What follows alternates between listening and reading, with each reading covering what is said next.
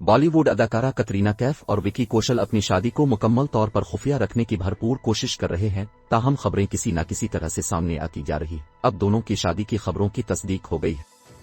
तफसीलात के मुताबिक भारतीय अदाकारा कतरीना कैफ और विकी कौशल एक तारीखी किले में शादी की तकरीब करने जा रहे हैं, जो कि राजस्थान के शहर सिवाई मधुपुर में वाक़ है। शादी के मौके पर सिक्योरिटी के इंतजामात को लेकर जिला पुलिस में मीटिंग चल रही थी और अब इस मीटिंग के हवाले से जारी किया गया एक नोटिस सोशल मीडिया पर जेर गर्दिश है।